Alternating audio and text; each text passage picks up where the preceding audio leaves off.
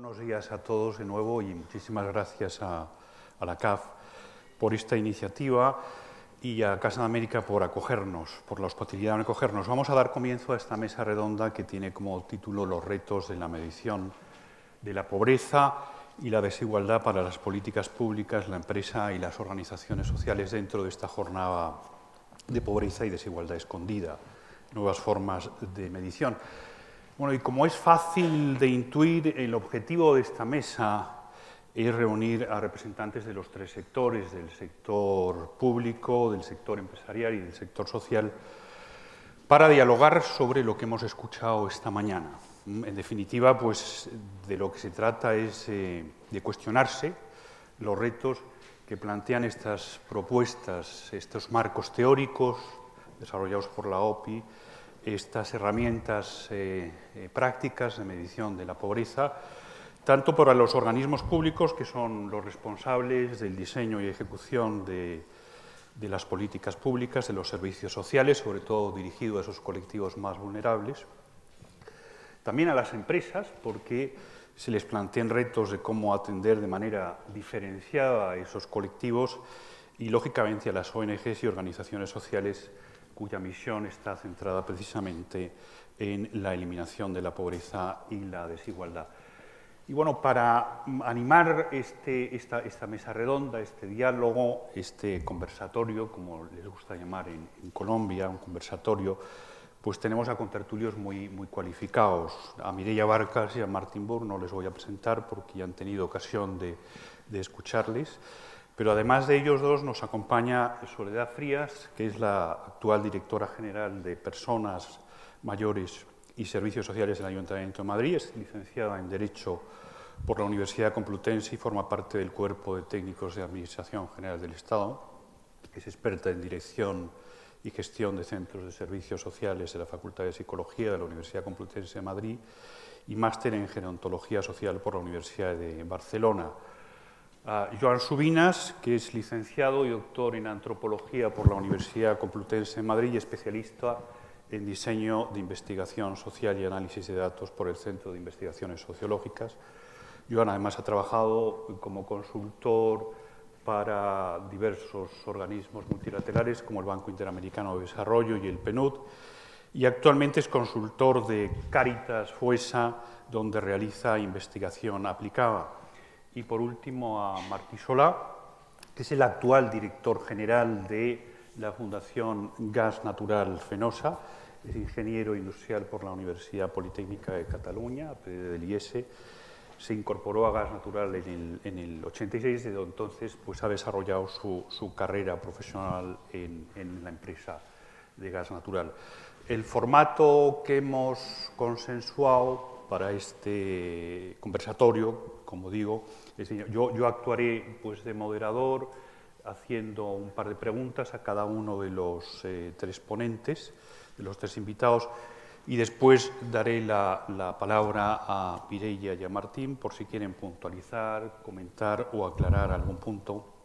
Y finalmente daremos la palabra al auditorio ya para que hagan las preguntas que estimen oportunos, ¿no? Y quizá comenzando por John. Probablemente no haya ninguna organización, ninguna entidad que conozca también la situación de la pobreza en España como Cáritas. Es decir, aparte de los informes, que son importantes, digamos, el contacto diario y con los colectivos más vulnerables de la sociedad, pues le confiere una especial autoridad que, como digo, pues no tiene ninguna organización privada o pública. Y me interesaría quizá para comenzar, bueno, conocer cuál es tu opinión sobre las iniciativas que hemos escuchado esta mañana, ese proyecto de las dimensiones faltantes de la pobreza, esa herramienta del semáforo de la pobreza. ¿Te parece, digamos, desde la perspectiva de Cáritas, de FOESA, de lo que estáis haciendo, que es un avance en la buena dirección? ¿Qué destacarías? ¿Qué echas en falta? ¿Cuenta Cáritas con alguna herramienta, metodología similar? Bueno, pues antes que nada destacar el magnífico trabajo tanto del texto de las dimensiones faltantes como del semáforo. Digamos, estamos en un ámbito que es la exclusión, pobreza, desigualdad, que embarga una tremenda complejidad. Por lo tanto, hay diferentes formas de medirnos. Lo interesante es que nos encontremos y que armonicemos las diferentes dimensiones y formas de medir, porque por mucho que queramos ser multidimensionales, no vamos a ser tan multi, es decir, no vamos a abarcar todas las dimensiones que tiene la problemática. A destacar, en el caso del semáforo, me gusta especialmente y nos gusta desde nuestra entidad la aplicabilidad. Es decir, es muy orientada a terreno y lo cual tiene mucha potencia en términos de intervención social. También la orientación a resultados, que es una cuestión a veces de la intervención social que está muy bien generar marcos, pero esos marcos, ¿cuáles son los resultados? Creo que esta herramienta llega a abordar esos dos importantes retos. En las dimensiones faltantes, todas las dimensiones son muy potentes, pero para el caso español yo destacaría dos. Uno es el tema de la calidad del empleo. De hecho, en nuestros indicadores hay 8 indicadores que hacen mención a esta cuestión. Como todos sabemos, en el caso español hay una tasa estructural de paro y una tasa de paro muy alta, y hay una problemática muy profunda con el trabajo, ¿no? Por lo tanto, para medir desigualdad, exclusión, pobreza, la calidad del empleo es fundamental. Y por otra parte, el tema de la conectividad social, ¿no? En nuestro caso tenemos 8 indicadores que hacen mención a esto. Es decir, la conectividad social en el caso español es muy importante. Las redes sociales primarias, las familias, los vecinos y los amigos constituyen una red de protección, una red de soluciones, un acceso a bienes y recursos tremendos, ¿no? Ya lo digo, nosotros incluimos la perspectiva de la agencia, lo de lo colectivo, lo cultural, el enfoque de las capacidades, pero también quiero destacar que hay algo que quizás nos diferencie un poco, que es nuestro enfoque estructural. Con nuestro enfoque estructural me refiero a dimensiones, a características dinámicas de la sociedad más amplia, que hace mención a los colectivos, a los individuos, a las instituciones, a los organismos, pero tienen son estructuras más estables. Es decir, por ejemplo, desde los años 60 que llevamos midiendo el fenómeno de la exclusión y la pobreza, en España lo que observamos es que en los procesos de crecimiento económico se reduce muy poco. En cambio, cuando viene una crisis, el crecimiento de la pobreza y de la desigualdad se dispara. O sea, digamos que hay dimensiones que desbordan el ámbito del individuo, de la cultura, del gobierno de turno, sino hay dimensiones que nosotros denominamos como estructurales, que son para nosotros básicas para entender estos procesos. Nosotros hemos creado un índice sintético que se llama el ISES, el Índice Sintético de Exclusión Social. Por lo tanto, medimos la pobreza, medimos esto, pero nos parece especialmente interesante la exclusión social. ¿Qué es para nosotros la exclusión social? Nosotros entendemos que hay una serie de recursos, factores, elementos que son básicos para la integración, que incluyen un núcleo integrador. La distancia en relación a ese núcleo es lo que va definiendo la exclusión. Nuestro modelo de sociedad, en las diferentes mediciones y oleadas que hemos hecho, hemos apreciado, por ejemplo, en 2007, que era un momento de bonanza, que la mitad de la población española sufría algún factor exclusógeno, algún factor que tiene trascendencia y asume y genera riesgos sociales. Durante la crisis, el número de factores y la incidencia en la población obviamente ha crecido, quedándose la población que está libre totalmente de cualquier factor exclusógeno en minoría, en un 30%.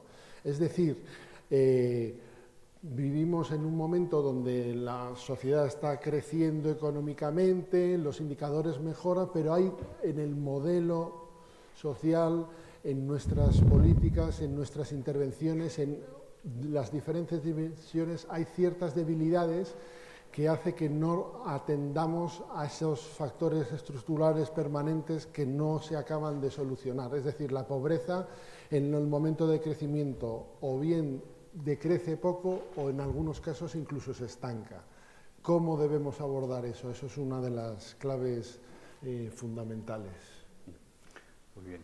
Soledad, digamos, para una institución como el Ayuntamiento de Madrid, que debe justificar que los servicios sociales que presta a los ciudadanos se realizan con criterios de justicia y equidad, conocer quiénes son los colectivos vulnerables y cómo atenderlos, qué criterios, pues es una condición, yo creo que esencial o indispensable, ¿no?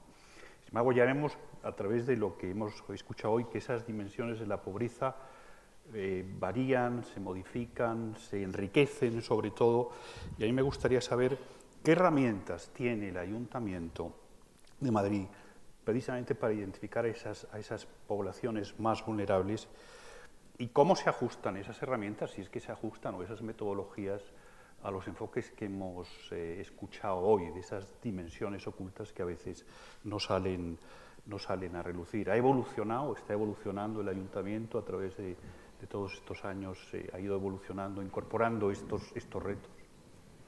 Muchas gracias. Buenos días a todos y antes de nada felicitar a la organización por la convocatoria que nos reúne y transmitirles un saludo en nombre de la alcaldesa y de la delegada de Equidad, Derechos Sociales y Empleo. Bienvenidos a nuestra ciudad. Sé que algunos de ustedes son de fuera. Bueno, pues espero que pasen aquí unos buenos días o una buena jornada al menos. En relación a la pregunta que formulaba, me gustaría plantear que cuando el equipo actual de gobierno se incorpora al frente de la ciudad, efectivamente se plantea que los recursos son limitados, las necesidades cada vez son más emergentes, parece que estamos saliendo de un ciclo económico menos positivo, pero todavía no terminamos de arrancar. Y lo primero que decide es hacer un estudio, yo creo que importante, no solamente en números, sino en las variables que estudia, ¿no? Porque desde el año 2004 no se había hecho un estudio en profundidad sobre las necesidades sociales de la población de Madrid. Este estudio se llevó a cabo durante el pasado ejercicio, concretamente en el segundo semestre, se ultimó en el primer mes de 2017 y sus resultados se presentaron en mayo. Es un estudio que sobre una población de más de 3 millones de personas que tiene Madrid, como ustedes saben, contó con una muestra de 8.500 hogares. Quisimos hacerlo desde la perspectiva del hogar, y quisimos hacerlo desde la perspectiva del conjunto de la ciudad, es decir, que fuera representativo tanto en proporción a los colectivos que integran la ciudad como a los lugares territoriales donde sucede la vida de las familias. Y también nos importaba mucho, y yo creo que, que es un logro del estudio, llegar a hogares aleatoriamente y no a los usuarios de los servicios sociales, porque sí creemos que sabemos más de los usuarios de servicios sociales, pero ahí hay toda una población escondida que había que sacar a la luz. Por no ser muy exhaustiva, porque pues el estudio, si alguno tiene interés, yo desde luego estoy a su disposición y se lo puedo remitir. El estudio, como grandes conclusiones que yo creo que nos tienen que hacer reflexionar y poner acciones en marcha, pues pone de manifiesto que un 28% de la población se encuentra en riesgo de exclusión o pobreza. Me interesa señalar en riesgo y no en pobreza o, creo que además es un porcentaje, está aquí John, que sabe de esto mucho más que yo, que es perfectamente coherente con otros estudios. Lamentablemente ese porcentaje se incrementa hasta el 35% cuando hablamos de hogares en los que hay matrimonios con hijos y hasta más de un 50% manifiestan que tienen dificultades para llegar a fin de mes. Otros dos datos que yo creo que tienen que orientar nuestras políticas a futuro son que ese margen de riesgo de exclusión donde aparece como más prevalente es en hogares constituidos por familia monomarental con hijo a cargo, y también crece ahí hasta el 40%, y cuando hay algún miembro de la familia que es de origen extranjero, el porcentaje medio de la ciudad suele ser un 39%.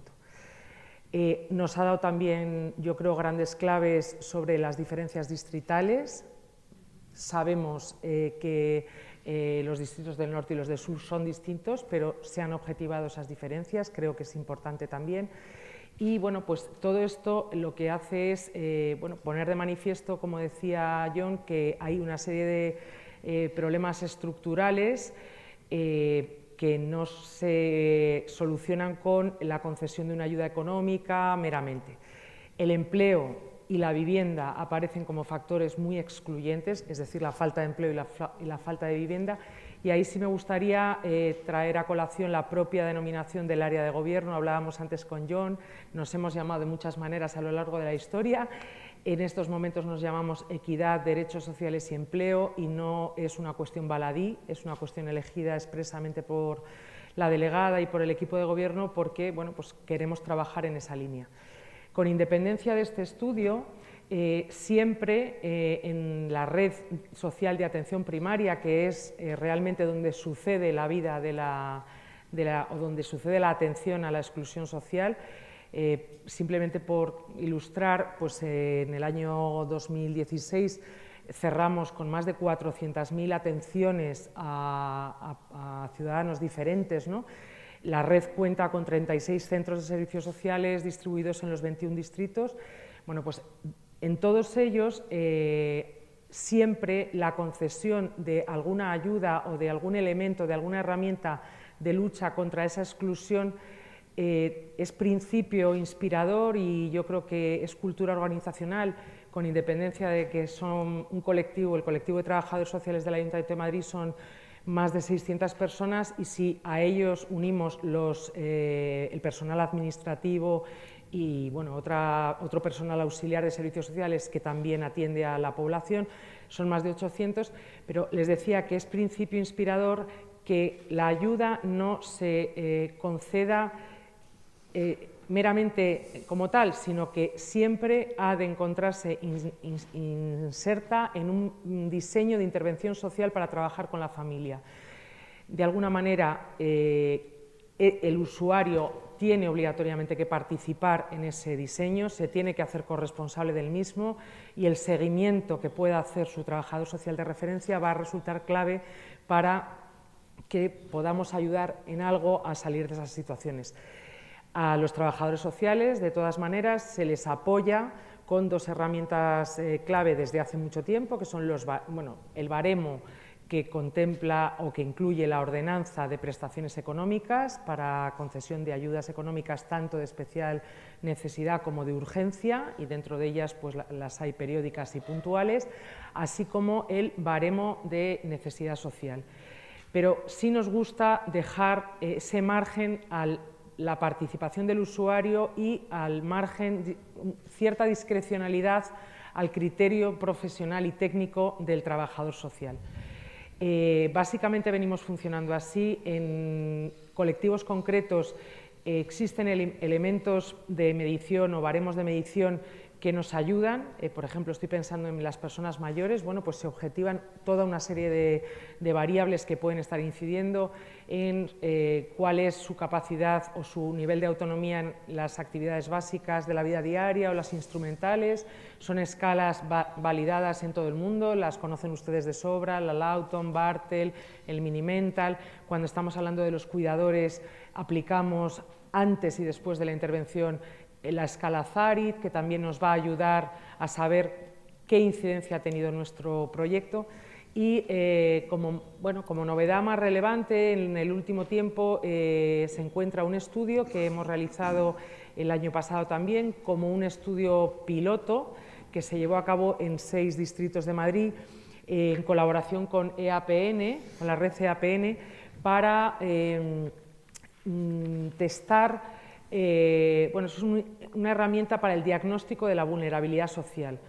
Ahora todo o sea, el concepto vulnerabilidad es un concepto que yo me atrevería a calificar, aunque con perdón de los técnicos en la materia, de esos conceptos como jurídicos indeterminados, es decir, qué es vulnerabilidad, qué no es vulnerabilidad, pero hay una serie de variables que nos parece fundamental que el trabajador social en esa entrevista que tiene con el individuo bueno, pues valore, ¿no?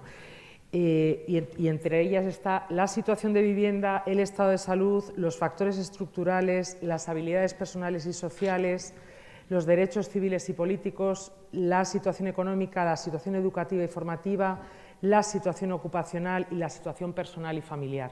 Entonces, eso construye un mapa de la persona y de la unidad familiar, porque nosotros sí que yo creo que trabajamos respecto de la unidad familiar y a veces hacemos pivotar determinadas ayudas o herramientas que se conceden sobre compromisos de la unidad familiar respecto de otros miembros. Por ejemplo, estoy pensando en el caso de la renta mínima de inserción, con independencia de los requisitos que la normativa de la Comunidad de Madrid impone, y bueno, nosotros somos instructores del expediente y el usuario viene a nuestro despacho.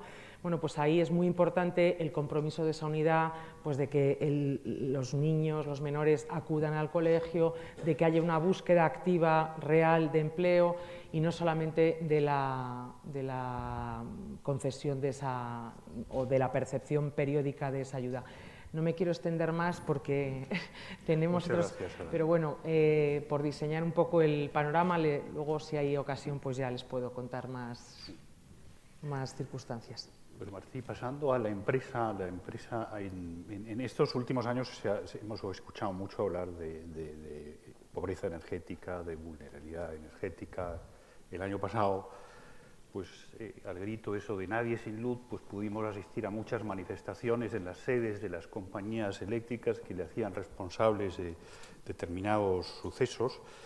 Y, digamos, dejando al lado el sesgo ideológico, claramente lo tenía, y el oportunismo político que podía haber, es decir, ¿cómo una empresa, está claro que a la empresa cada vez se le está demandando más, el tema de la responsabilidad corporativa también es otro de esos conceptos indeterminados, no se sabe dónde termina, dónde puede terminar, pero ¿cómo se percibió, antes de entrar con más detalles posteriormente en las medidas que tomasteis, pero ¿cómo percibió la empresa esas demandas, esas reclamaciones en esos momentos?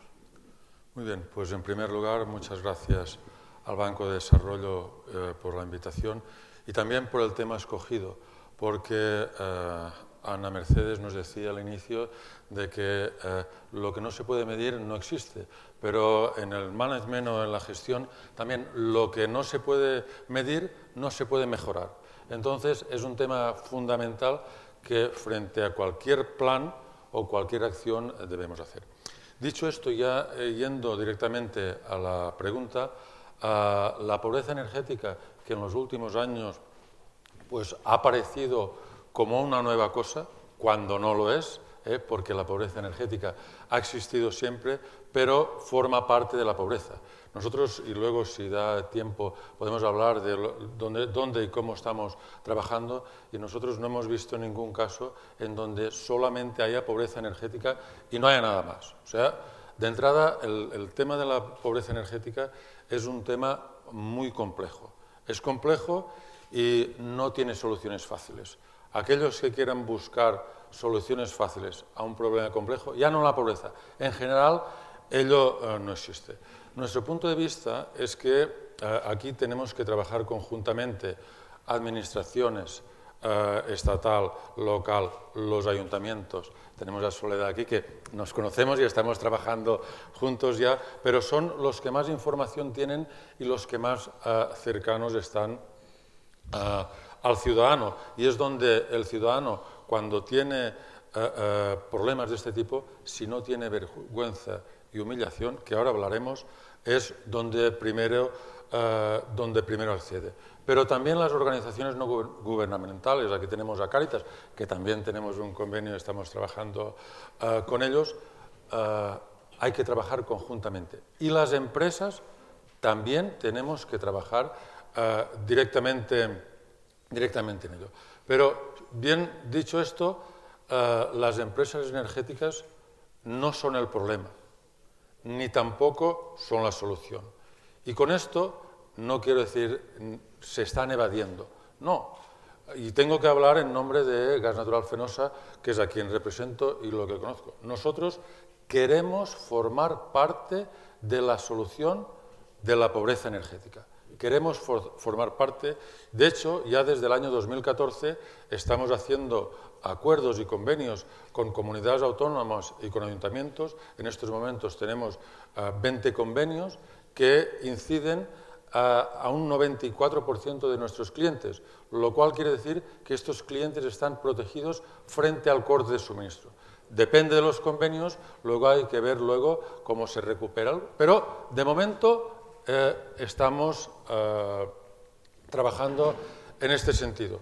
Trabajando en este sentido que en ocasiones se oye alguna frase de que la solución a la pobreza energética es el cambio del modelo energético. Yo no sé si esto es la solución o no, pero si ahora nos estuviera escuchando alguien que tiene problemas de pobreza energética, no querría saber nada de esto, porque quien tiene el problema lo tiene hoy y ahora, y necesita la solución hoy y ahora. Y en el caso de Gas Natural Fenosa y su fundación es hacia dónde estamos trabajando, en intentar solucionar en la medida de lo que podemos buscar soluciones. ¿Y cómo? Pues diseñando una serie de planes. No me quiero extender porque el plan es extenso, tiene 20 medidas, pero sí que lo que busca es ir a buscar solucionar los temas de hoy. Estas 20 medidas, que citaré algunas, una de ellas es, primero es buscar canales de atención directa. Por ejemplo, a los clientes vulnerables, vergüenza y humillación. Hay muchas personas, muchas familias que no quieren ir a los servicios sociales porque les ven entrar. Y esto significa, pues, estigmatizarse. Nosotros hemos hecho un canal directo de atención, es telefónico las 24 horas del día, es el único teléfono de atención al cliente, 24 horas al día, los 365 días al año, donde el cliente puede llamar y explicar cuál es su problemática. En muchas ocasiones, estos clientes pueden llegar a tener ayudas que no tienen porque no quieren ir. Nuestros consejos, diríjase a los centros, si es un cliente nuestro, porque el plan que tenemos es general, no hace falta ser cliente para poder beneficiarse de las distintas medidas. Otro de los centros o de los canales de atención es a los ayuntamientos. Y tenemos una relación muy importante porque de los expedientes, por llamarle de alguna manera, de las familias, ahí hay muchísimas cosas, desde ingresos, temas habitacionales, alimentarios, pero hay una subcarpeta que es del tema energético. Nosotros ahí podemos ayudar, si es nuestro cliente vamos a tener más facilidades para poder ayudar porque tenemos la información, podemos hacer aplazamientos, se pueden hacer muchísimas cosas. Bien, si alguien está interesado en el plan específico está en nuestra página web, puede consultarlo y si no, si tiene dudas, consulta, escribe y nosotros nos pondremos en contacto. Pero estas medidas que empezaba a explicar eran unas medidas operativas, pero también tenemos unas medidas sociales, que básicamente son 3 líneas. Una de ellas es llegar a acuerdos con entidades que trabajan directamente con los colectivos vulnerables. Como decía al principio, la pobreza se manifiesta en distintos temas. Nosotros no nos podemos dirigir directamente a las familias vulnerables hablando solamente de energía. Por otra parte, tenemos que ser sinceros y honestos y no es un campo que nosotros sepamos trabajar. Por lo tanto, tenemos que ir de la mano de aquellas organizaciones y entidades que están trabajando conjuntamente con estas. Es decir, llegar a acuerdos con distintas entidades, públicos, privadas, como sean. Ya tenemos muchos acuerdos con entidades, como decía anteriormente. Otra es también, esto lo pusimos en marcha a principios de este año, Y lo lógico cuando uno no conoce es empezar a hacer una prueba piloto. Hicimos una prueba piloto y vimos que también las familias había que formarles en temas de uso de la energía, hábitos en el consumo, porque a las familias hay que ayudarles, pero hay que ayudarles también a ser autónomos, a autogestionarse su factura, su presupuesto. La Escuela de Energía, que es muy orientada al tema social, lo que pretende es ayudar, y hacemos sesiones con 1, 2, 3, 4, las familias que sean, ayudándoles a bajar el consumo, qué aparatos consumen más, cómo pueden hacerlo, cómo bajar la potencia, cómo pueden hacerlo, cómo pueden dirigirse a las compañías. Si es cliente nuestro, se le podemos hacer, si no, ayudarle a hacer ese tipo. Esto es la parte de la Escuela de Energía.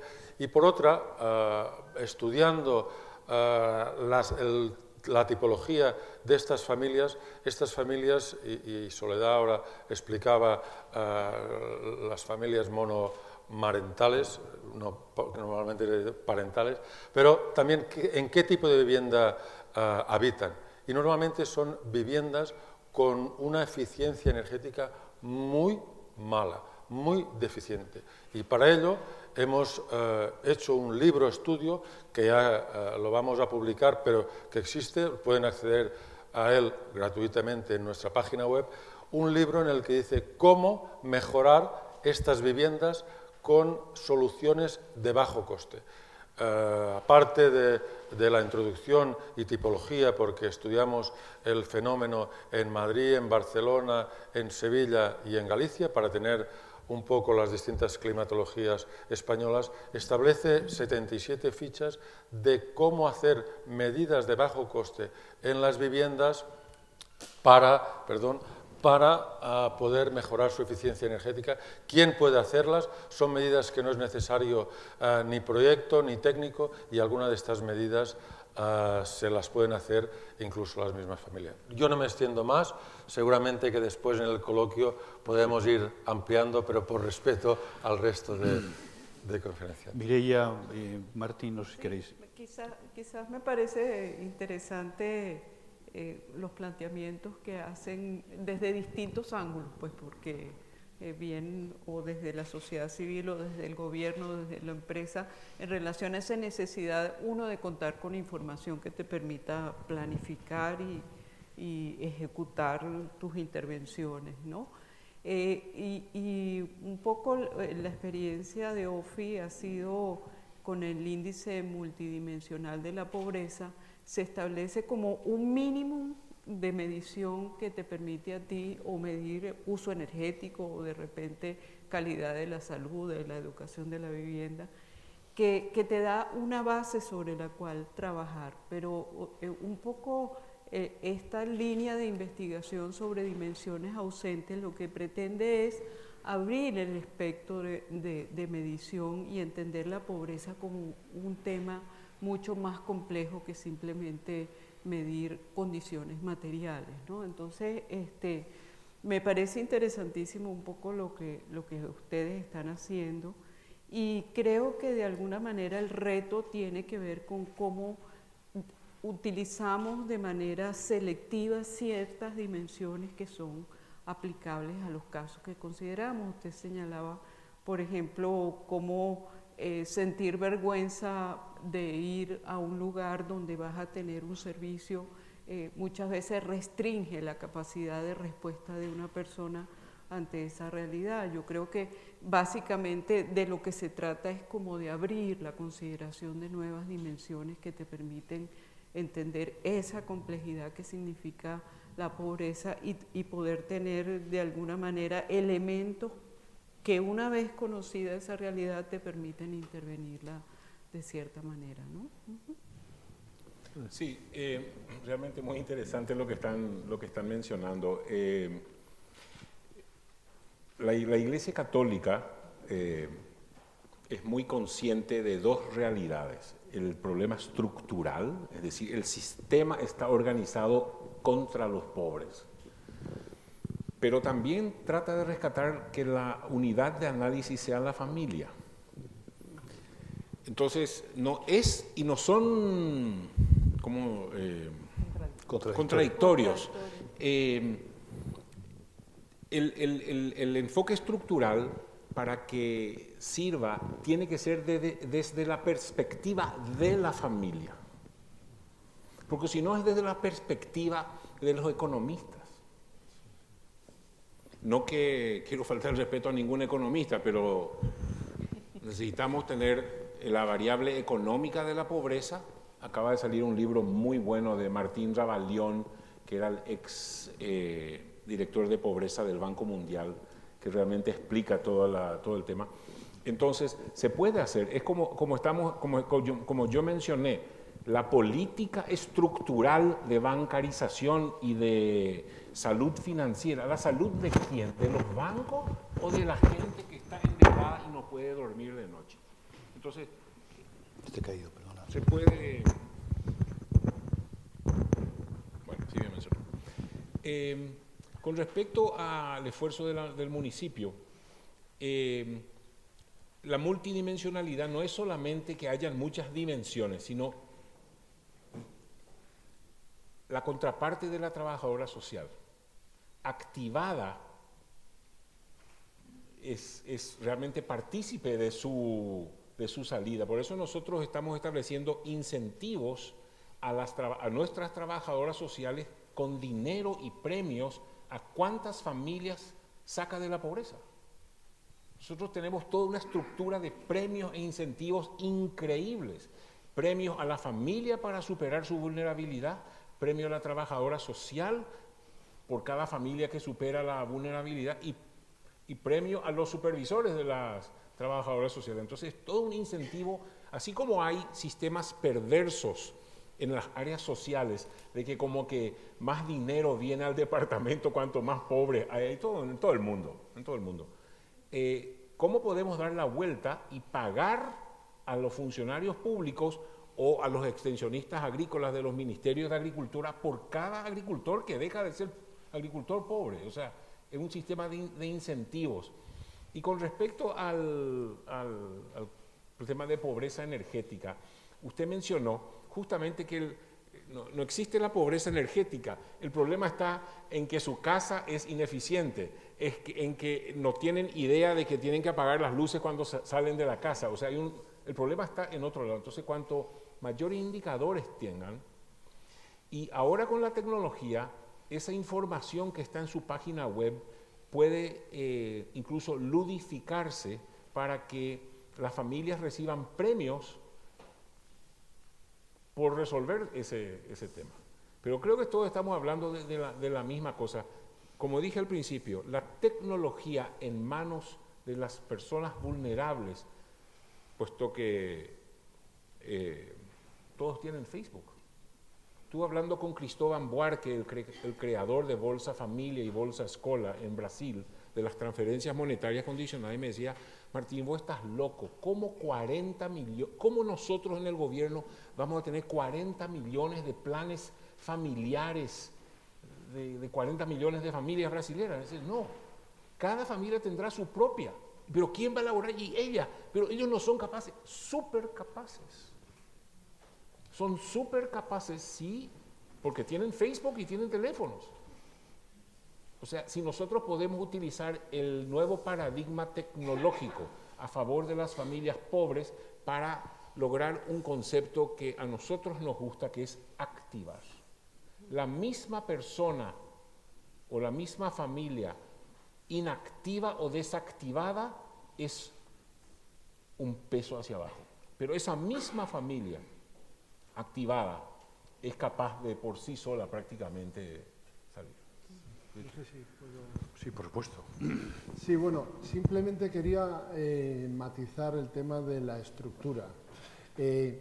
Claro, cuando hablo de estructura estoy hablando de las características y las dimensiones de la sociedad.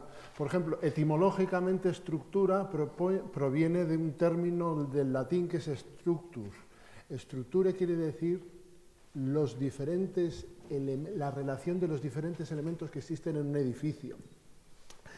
Es decir, has planteado digo, la idea esta de que existe en el pensamiento crítico, en el marxismo estructural, la idea que lo estructural tiene que ver que la sociedad capitalista está en contra de los pobres. No me refería a eso exactamente, ni mucho menos. Lo que me refiero es que hay dinámicas y características que son estables y muy potentes, que están relacionadas con los diferentes elementos, que yo creo que es importante introducirlo en el enfoque.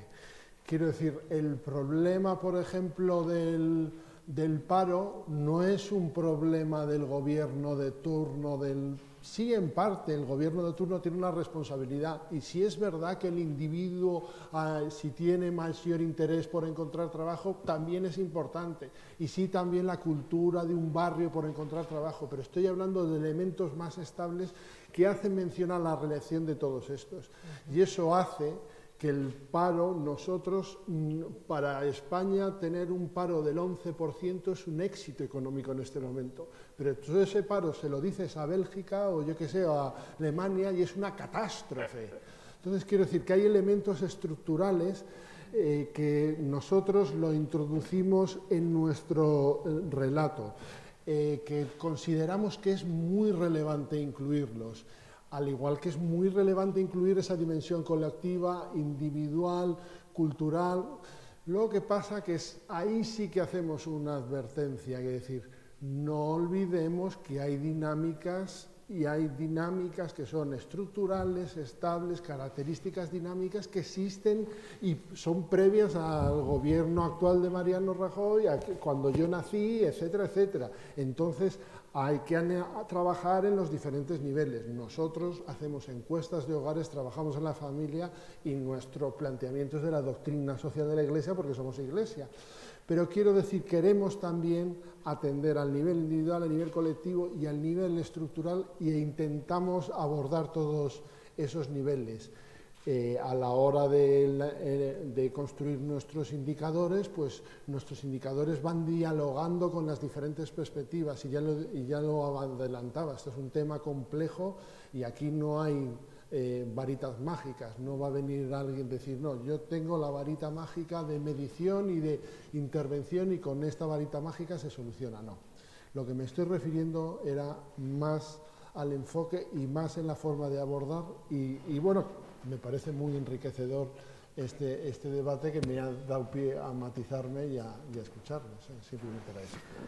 Gracias. Soledad, en el informe, un poquito trayendo a colación algún comentario que se ha hecho hoy, en el informe de FOESA que ha publicado Cáritas, una de las cosas también que pone de manifiesto es que en los últimos años ha crecido la desconfianza en las instituciones públicas, en los servicios sociales, especialmente entre los grupos más excluidos, es decir, se tiene confianza en la familia, en las redes familiares, se tiene incluso más confianza en organizaciones sociales como puede ser Cáritas, como puede ser Cruz Roja, pero los servicios sociales, las instituciones públicas no acuden, simplemente nos encontramos con la paradoja de que los pobres, y sobre todo los más pobres, entre los pobres, no salen en el radar. Hay una serie de servicios públicos y sociales, pero a los que por distintas razones y barreras no tienen accesos, y también esos servicios son invisibles para ellos, ¿no? Quizá eso está relacionado con la capacidad o la dificultad, a lo mejor, de dar respuesta, de flexibilidad. Es decir, ¿qué ocurre y cómo abordáis vosotros esa problemática de acercar esas poblaciones? Me refiero entre los más pobres, ¿no? Los más excluidos que no aparecen en el... Es un tema perdón, que no puede no preocuparnos.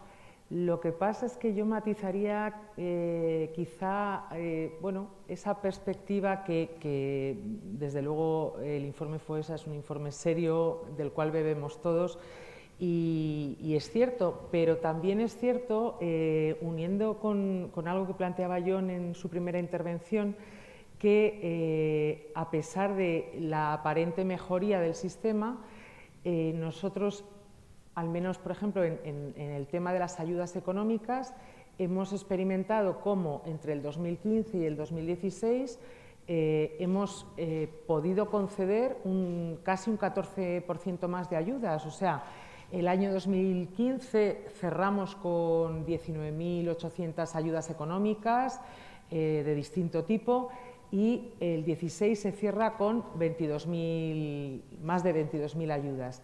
Y luego se crece además casi, bueno, un porcentaje superior al 18% en el importe que se asigna a esas ayudas. ¿Por qué no acuden o por qué o no llegamos tal?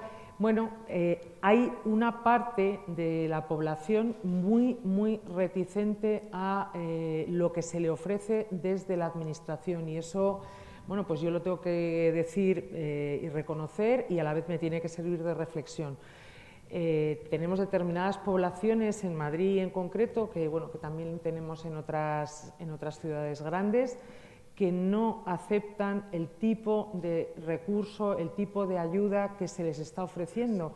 Entonces, habrá que innovar, habrá que inventar, habrá que buscar otro tipo de alternativa. Pues seguramente no me gustaría señalar ningún colectivo concreto desde el punto de vista de la nacionalidad, pero creo que es claro lo que quiero decir. Hay determinados colectivos deambulantes por la ciudad respecto de los que yo creo que se ha conseguido mucha mejoría para que los menores no estén en calle, pero que sin embargo bueno, pues, ellos, los adultos, no, o sea, rechazan el tipo de alternativa habitacional, por ejemplo, que se les concede. O sea, no es que no se acerquen, porque a ellos lo que hacemos es, decías, ¿qué estáis haciendo? ¿Qué se os ocurre? Pues, por ejemplo, SAMUR Social ha incrementado sus equipos de calle hasta 18 para eso, para ir hacia ellos, no esperar a que venga el usuario o la persona que lo necesita, ¿no? Y sin embargo es difícil, o sea, ahí hay una reticencia a aceptar la ayuda. Con eso no quiero hacer una crítica de verdad y me interesa mucho que se entienda esto frente a la persona que lo está pasando mal.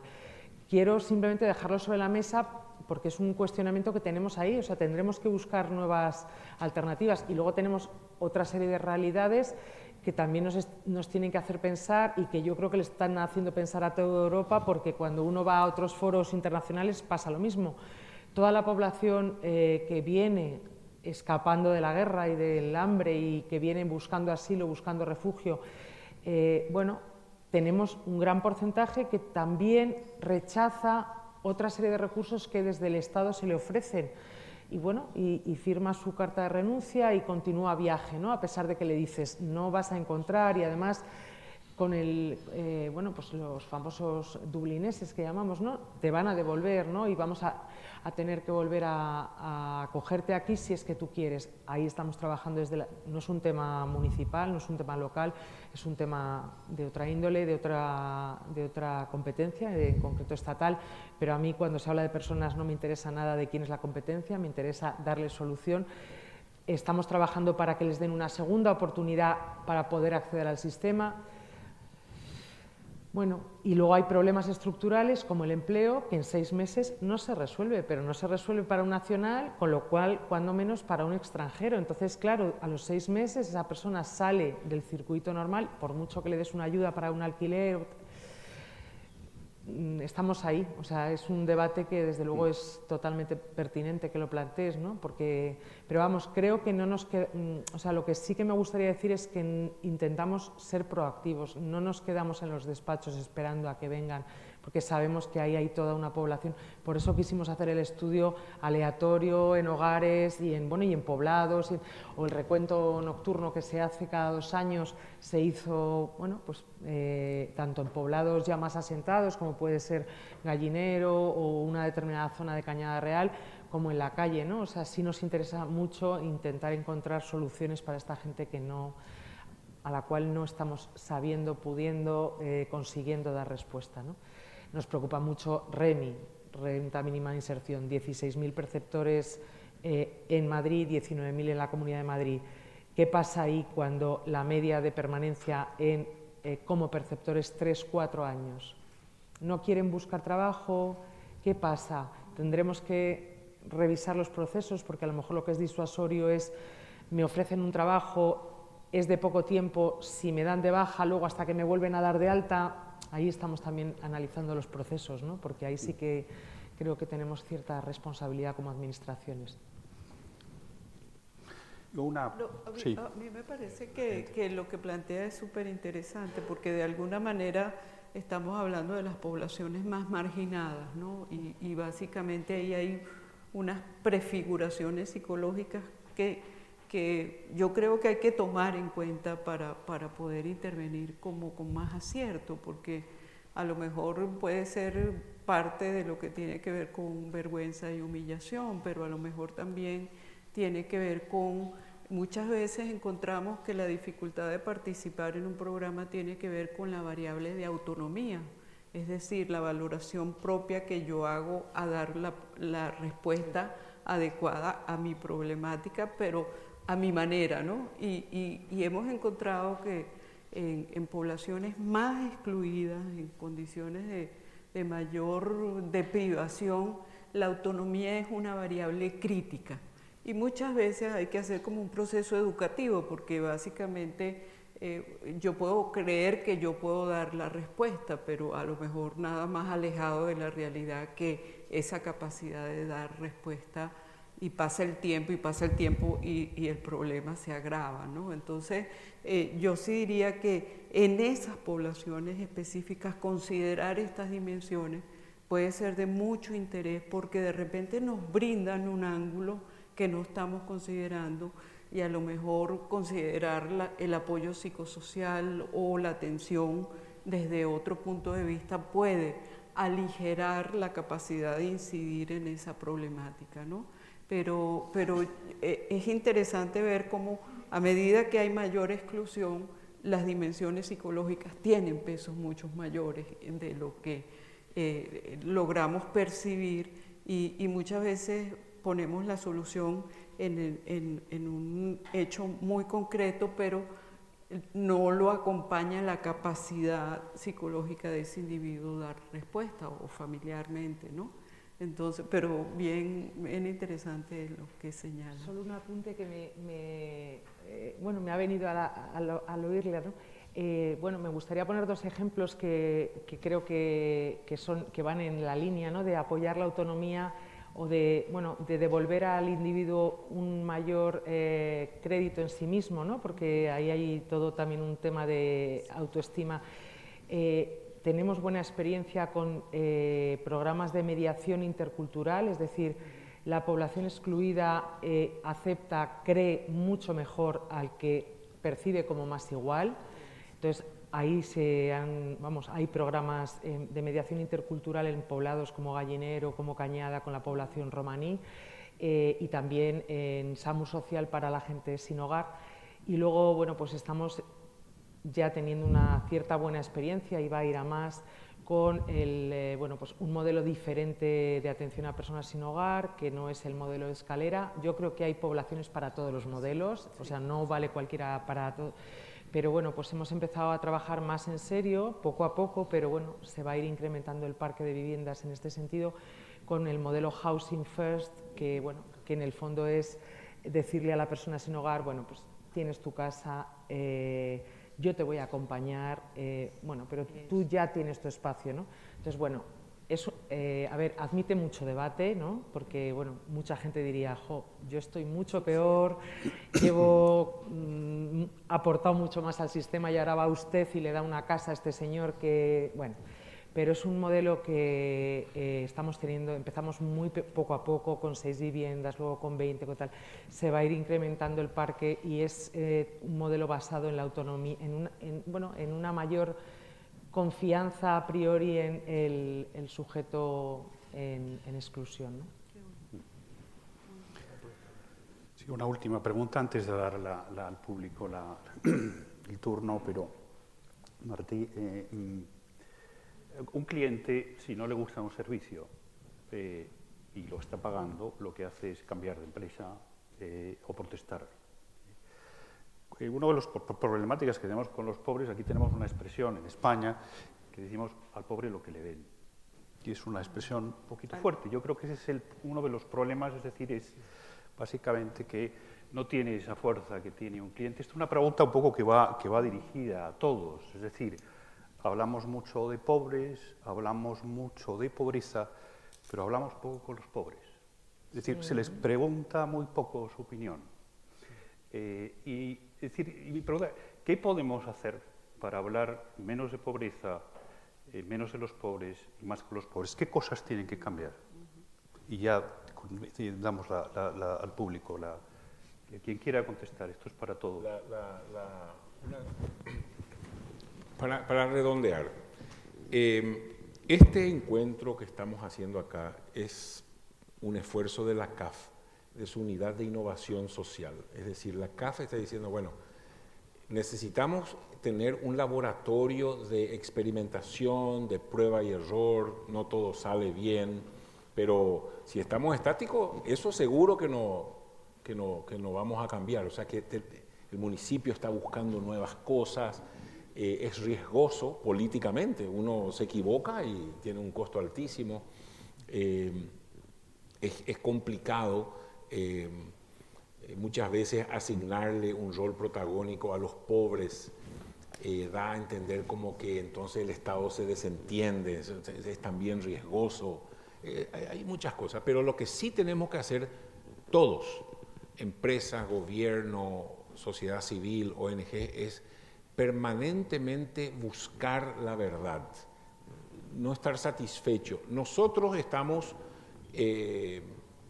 experimentando con este tema de una nueva perspectiva. No es para eliminar nada. Y de hecho, trabajamos con OFI porque la información que nosotros estamos teniendo se puede agregar en un índice de pobreza multidimensional. Entonces, matás dos pájaros de un tiro. Tenés la participación popular y tenés también la información que necesitan las estadísticas y los economistas. Pero la cuestión de fondo es, ¿de quién es la pobreza? Esa es una pregunta que nosotros estamos experimentando. ¿Quién es el dueño de la pobreza? Nosotros estamos encontrando muchísimo dinero cuando la pobreza es de los pobres. No quiero decir que el gobierno, pero una señora de Cape Town, de Ciudad del Cabo, o una señora de Guadalajara, México, cuando ella es dueña, cambia todo. Entonces ella se vuelve inteligente en tratar con esto. Pero, como le digo, tenemos que tener un ámbito no ideológico. En Estados Unidos, por ejemplo, en Estados Unidos hay una lucha de conservadores contra lo que ellos llaman liberales, de que ya no se escuchan. O sea, ya nadie le escucha a nadie. Los conservadores dicen que la pobreza es responsabilidad de los pobres y la izquierda dice de que no toquen ese programa. Pero hay poblaciones que ya 60 años de programas de pobreza y Sí.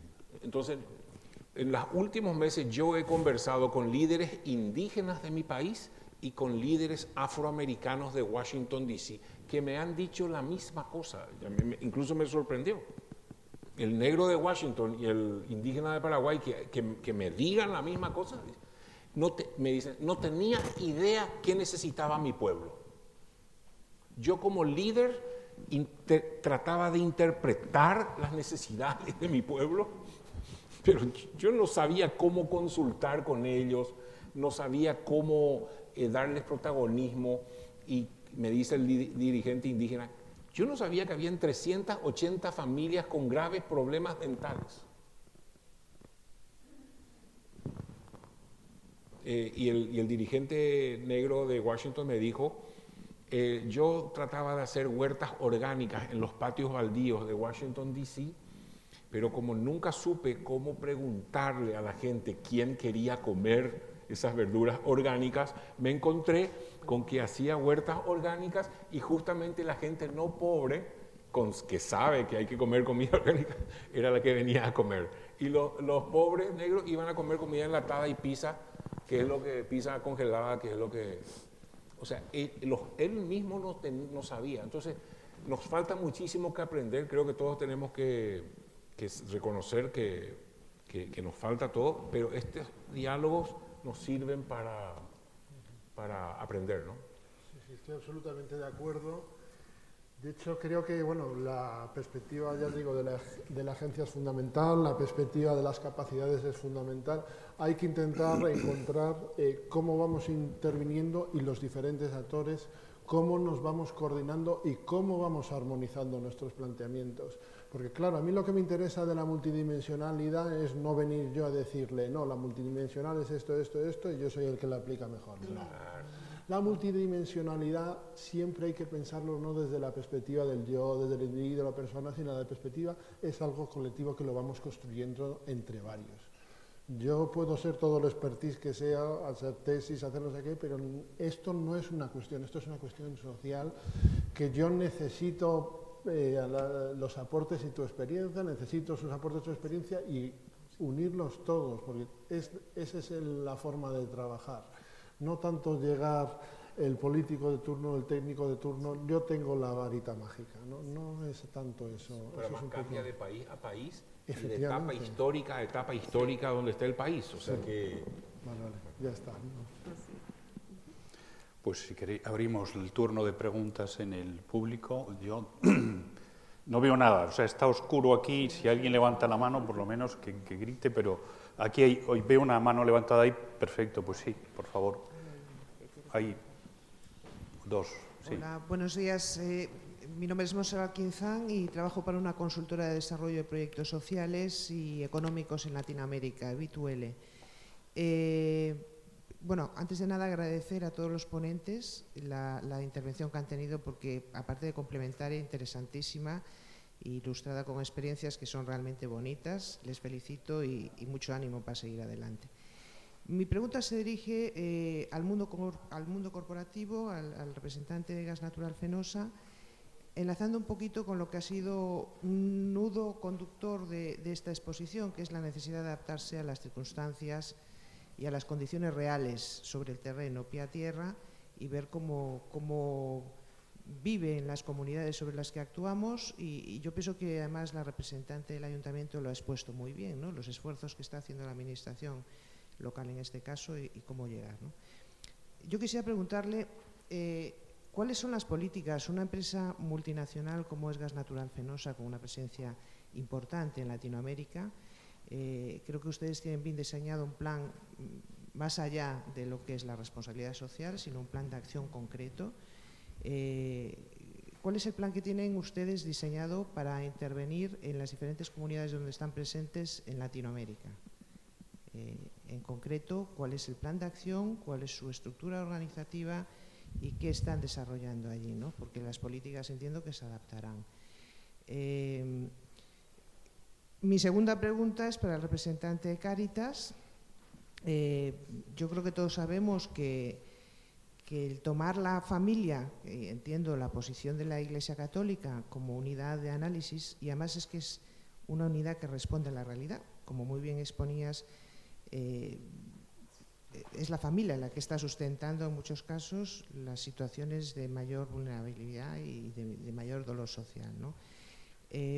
Pero no podemos olvidarnos de algo que el Ayuntamiento de Madrid conoce bien, que es la cantidad de gente mayor sola, absolutamente sola, que vive, por no irme más allá, en nuestra ciudad, ¿no?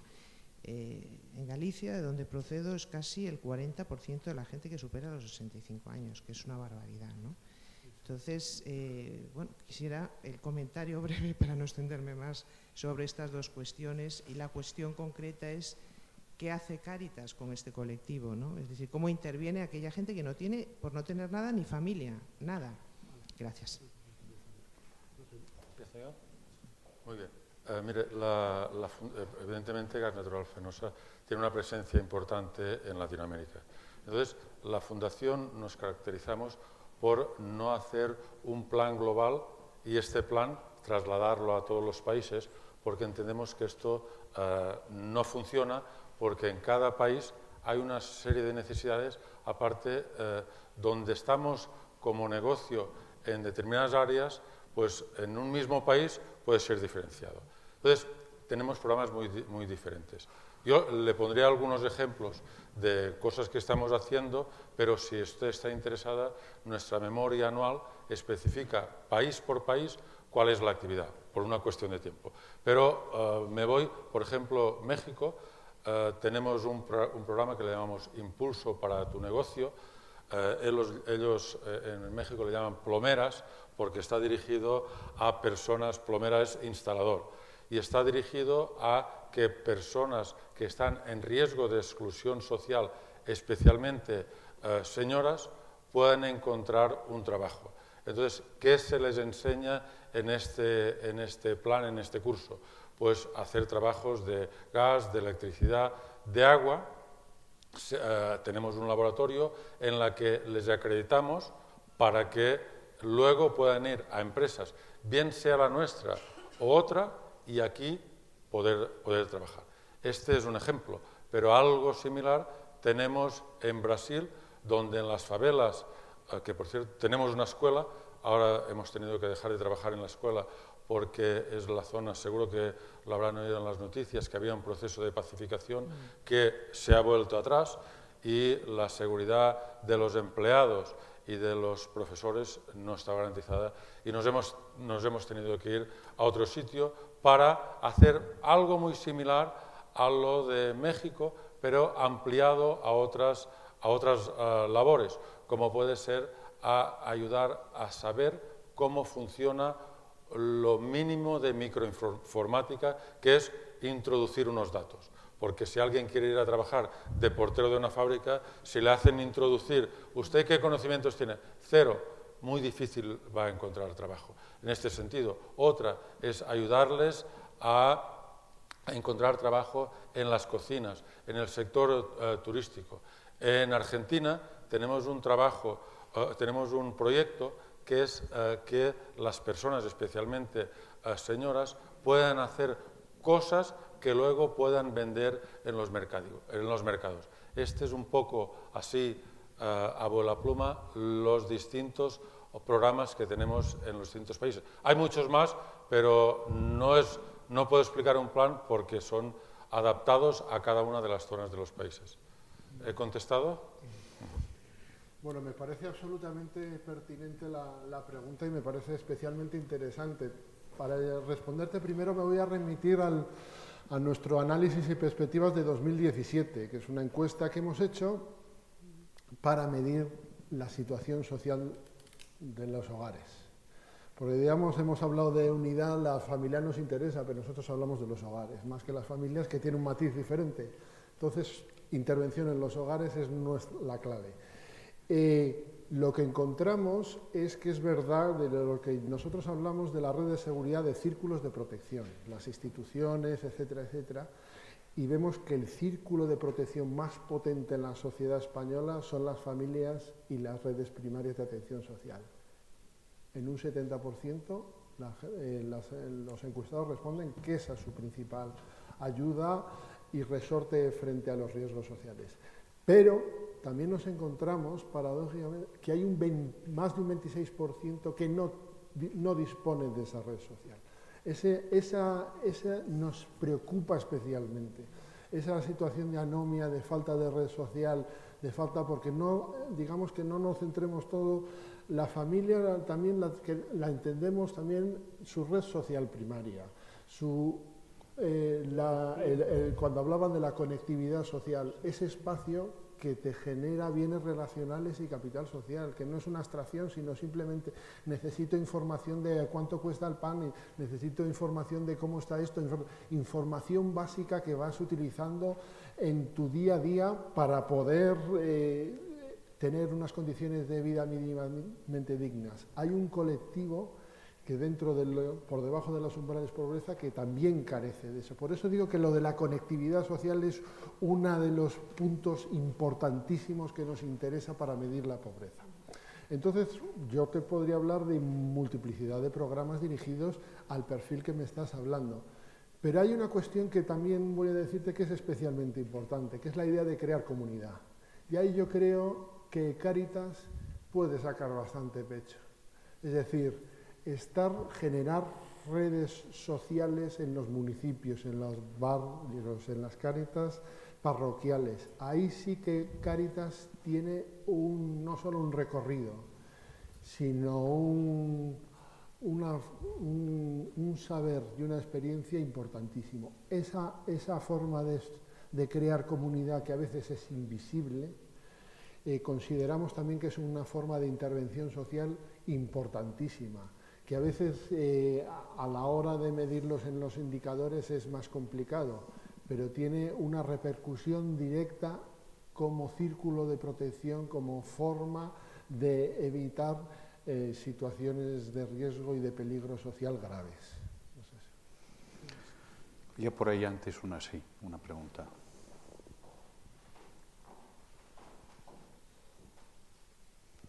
Buenas. En primer lugar, perdón, porque yo he llegado tarde por unas obligaciones familiares y a lo mejor no les he escuchado, pero ya a mí me parece que debemos estar muy orgullosos, y llevo 50 años trabajando en la educación en Madrid, de la ayuda que el consistorio, los ayuntamientos de todos los colores han ido prestando a lo largo de todos estos años para evitar esa desigualdad en educación.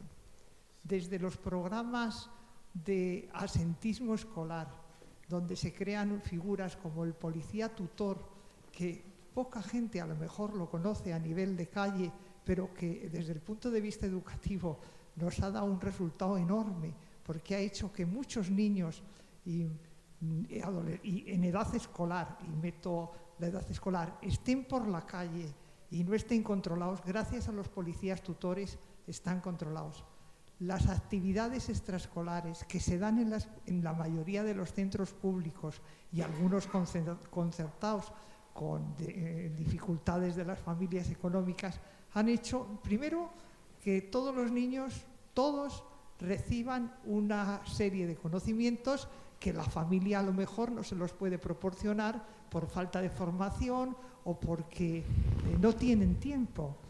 Y además esto es doble, porque además de favorecer la igualdad, de que todos reciban unos conocimientos que fuera de casa no los pueden recibir, hemos evitado también otra cosa, que muchos niños que por circunstancias de las familias laborales están mucho solos de casa porque no coincide el horario laboral de los padres con el horario escolar, estén atendidos la mayor parte del tiempo fuera del horario oficial dentro de estas instituciones.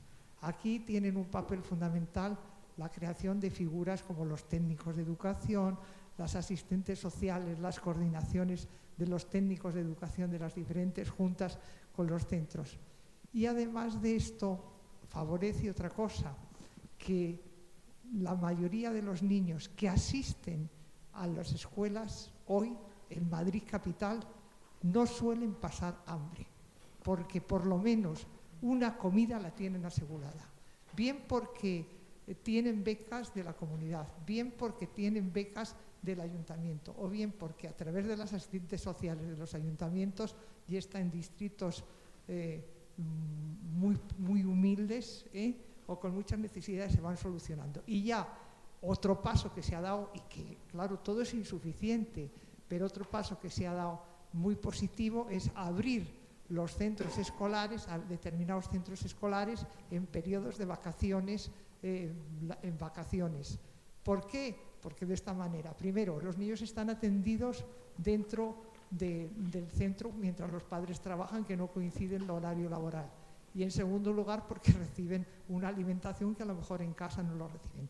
¿Que hay que hacer mucho? Por supuesto, pero todos tenemos que poner ilusión y en vez de crítica, hablar en positivo. Hemos hecho y tenemos que hablar más. Yo he trabajado con varios gobiernos municipales, porque llevo 50 años trabajando, y les digo que sigan trabajando en este aspecto, porque a los educadores y a todos los que estamos preocupados por la educación de los niños nos viene bien. Y como hay que pedir algo, yo les pediría a la representante del ayuntamiento que las comisiones de asentismo, que son tan importantes, porque Si evitamos el asentismo escolar, en parte, evitamos en parte la delincuencia y la prostitución. Y no digo no tenemos tiempo, pero les daría casos concretos, sobre todo a partir de la secundaria, donde el chico y la chica que abandonan el centro están muy proclives a entrar en bandas, a entrar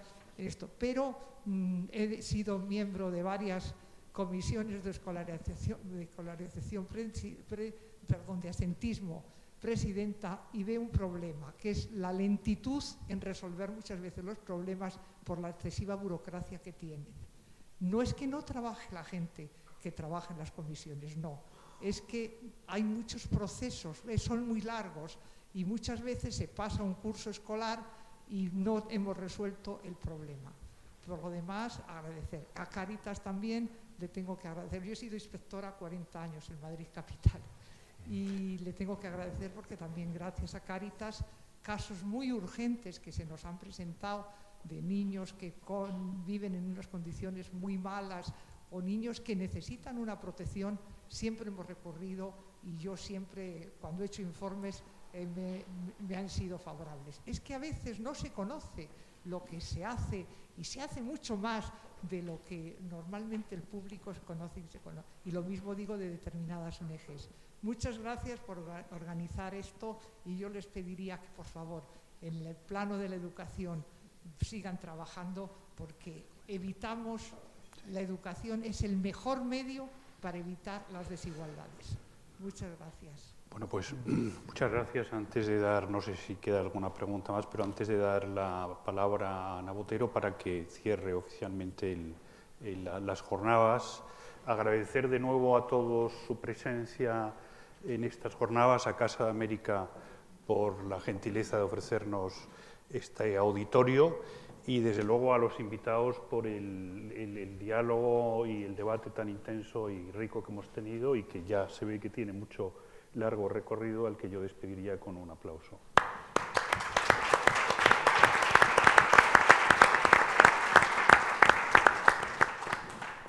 Pues muchas gracias, Javier. Tan solo para agradecerles a todos ustedes, a los panelistas, a Javier Martín Cabana, que Compromiso Empresarial es un aliado clave. Esto es un tema altamente, es fascinante, es relevante, es altamente complejo, como todos lo han dicho. Yo tomo las palabras de Martín cuando dice que estamos en búsqueda de socios para sumar y generar impacto colectivo. Nosotros hacemos todo el día eso, tratando de buscar socios y sumar alineados a una agenda, y sin olvidarnos que en el caso de innovación social es el colectivo vulnerable y es la comunidad nuestro principal socio. Con ellos hemos estado encontrando unas cosas increíbles, y creo que en algunos casos, en alguna otra ocasión, podremos compartir con ustedes soluciones que han venido desde el territorio y que nosotros tan solo un poco los guiamos en ese proceso y cambiamos realidades. Así que yo me uno al tema de que es con ellos trabajando, de la mano, co-creando con ellos para que podamos realmente dar un salto en esta materia. Muchas gracias.